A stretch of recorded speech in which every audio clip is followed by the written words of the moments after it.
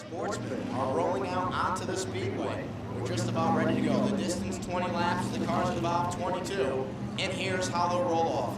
Starting on the pole, it is car number 67. That is the 67 entry out of Slington, Connecticut for Mark Patrick Foley. And right beside him, starting second, in car number 93 out of West Warwick, it's Clay Peschke. 2 rows back, starting third, it's car number 245 out of Stafford Springs. And right beside him, rolling on fourth, it's car number 86 for Bill Gersh. 3 rows back, this man starts fifth. It's car number 38 for Joe Curioso. And right beside him, Norm Root Jr. starts sixth, car number 80. Starting seventh in our field will be the driver from Orange, Connecticut. And car number 43, John Puglisi. And stationed next to him, last week's winner for car number 0, Dan Darmstadt. Stanford, Connecticut's Jim Procassini rolls off next, and right beside him, car number 36, this man will start 10th. Please welcome out of Ashway, Rhode Island, Roger Perry. From Groton in the Tom Shea Auto Body and the Tire Store sponsored car, Jonathan Avery, start 11th.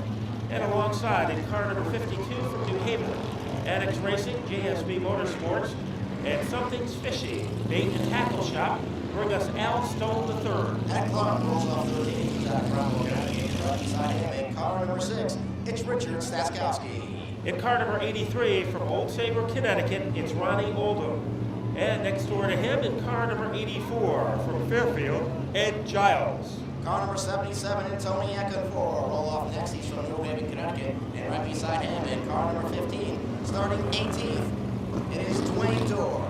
In 19th position, aboard car number 9 here in our Sportsman division, Tom Rankion of Mystic, Connecticut in the Mahoney Family Racing A1 Auto Center sponsored race car. And next door to him in car number 42 from Stonington, Connecticut, it's Sean Curtis in the Allied Snow Removal East Line Family Dentistry car. Rounding out the field, it's Bristol, Connecticut's Mike Nojek in the 00 entry starting 21st. And rounding out the field, this man will start 22nd. It is car number 46 out of Norwich, Connecticut. It's Greg Moran. That's Shea Miller. He finishes 4th tonight as we're just about ready to go green in our Sportsman feature event. And Mark Patrick Foley in car number 67. Monty got a little shove from Tim Fogg in 2. Clay Peschke is not surrendering, so there is no white flag in that car, but a little nudge from Foley helps to bump Mark Patrick Foley into the lead. Fracas is all cars all scattered in turn number 4, and everybody appears to be making it through. Sean Curtis had to take the rural route through the grass in turn 4. Fogg on the attack against Foley. So Tim Fogg to the outside, Stonington, Connecticut's Mark Patrick Foley on the inside. Side by side, but now Patrick's going to pull away down to the stripe. Still Mark Patrick Foley. Well, Tim Fogg is going to try to make the move the difficult way on the outside, and now he will settle in behind the 67 of Foley. Norm Root Jr., look at him steamroll his way underneath Jonathan Avery. There's a guy out of mission. Caution. Norm Root, a yellow comes out. The 00. Slow down, that was Mike. 5th placement tonight, guys. Well, we'll see who will have an early grip on the lead. Tim Fogg, like gangbusters on the outside. So they vapor trail their way into the turn. Tim Fogg gets a jump on Mark Patrick Foley. So it's the black and white number 2. He's our new leader. But for how long? Because Mark Patrick Foley is side by side with him. Coming around turn number 4. Who's going to have the lead for this lap? It's car number 2 with Tim Fogg.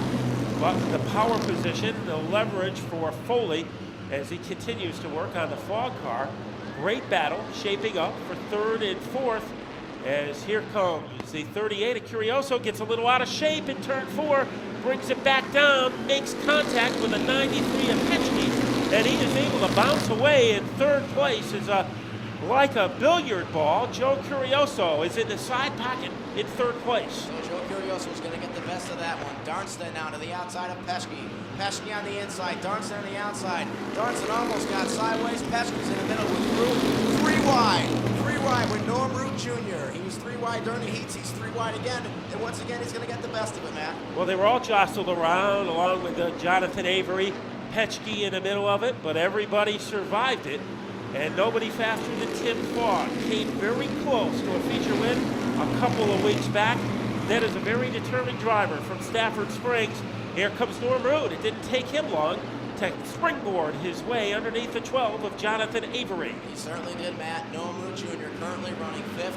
Up front, still Tim Fogg. He's very close to the wall up there in the front straightaway. Avoids it, still in 1st. In 2nd, it's Mark Patrick Foley. In 3rd, it's Joe Curioso. And Fogg knows he can't slip up because some talented competitors are breathing down his tailpipe. A little shuffling back. Gersh bumping around with the 52 of Al Stone. He is able to survive it. Now Curioso has found some opening underneath the 67 of Foley. But Foley hanging tough at this time as they stampede their way across the stripe. Wheel to wheel, side by side. New man in 2nd, it's Joe Curioso on the number 38 as he picks off Mark Patrick Foley. Now he's got his eyes set on Tim Fogg. Car number 2 leads by about 2 car lengths as we go into turn number 3. And maybe the fastest car might be car number 80. As Norm Root said after his opening night victory, they improved the motor program on that car, and he is going to test that motor right now as he tries to come from 5th to 1st. Al Stone, a good battle between himself and Bill Gersh.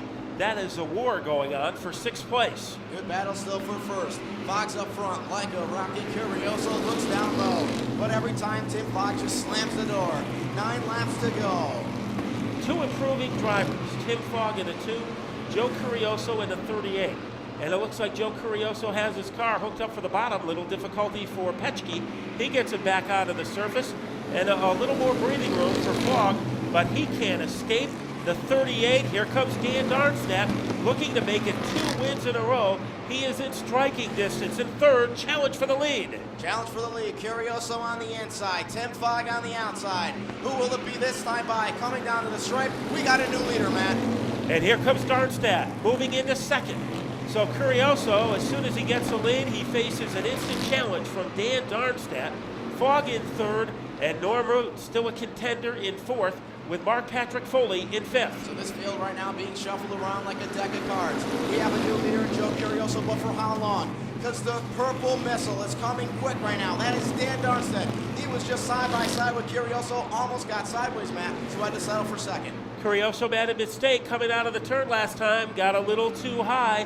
This time a much smoother line coming off the corner, and he is able to lengthen his lead over the 0 at Dan Darmstadt.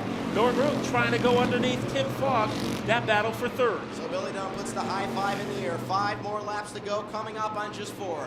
It's Joe Curioso in front, but Dan Darmstadt is right beside him, and Tim Fogg is settled in 3rd. Here comes Norm Root Jr. Now Bill Gersh trying to work his way underneath Foley for 5th place.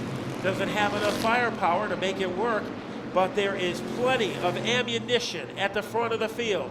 Curioso is leading, and hanging on like the gum to the bottom of his shoe is Dan Darmstadt in car number 0. They work their way down the backstretch. Curioso needs to keep it down, hugging the white line. Let's see if he can do it. Our chief starter, Billy Dunn, puts the popsicle sticks in the air. Just 2 more laps to go at the Waterford Speedbowl to determine a winner. Joe Curioso running 1st. In 2nd, it's Dan Darmstadt. Great battle for 3rd right now between Norm Root Jr. and car number 67, car number 2 rather, of Tim Fogg. Who's it going to be up front? It's still Curioso in car number 38, looking for his 1st victory of the year. Coming down to the white flag one more time around, it's Joe Curioso, looking for his 1st victory of the year. He leads by about 1 car length over Dan Darmstadt. So who will it be? Joe Curioso into turn number 3, out of turn number 4. Coming like a rocket ship, he'll take down the victory. Dan Darmstadt finishes 2nd. Norm Root Jr.'s 3rd, and finishing 4th is Tim Fogg. So a great job by all our competitors. Tim Fogg led a few laps. Darmstadt almost led a lap there, and I'll tell you with... And here he is from Pontotoc, Connecticut, Joe Curioso. And Joe, we have talked before, and I asked you, is this a new car or something? And you said, same car, just a better driver, and you proved it tonight. Yeah, thanks. I just started driving a little harder and trying some new things, experimenting every week over there with different setups. The car wasn't too good in the heat race, but looks like we dialed it in all right for this race. Explain the move you made to get by Tim Fogg to take the lead.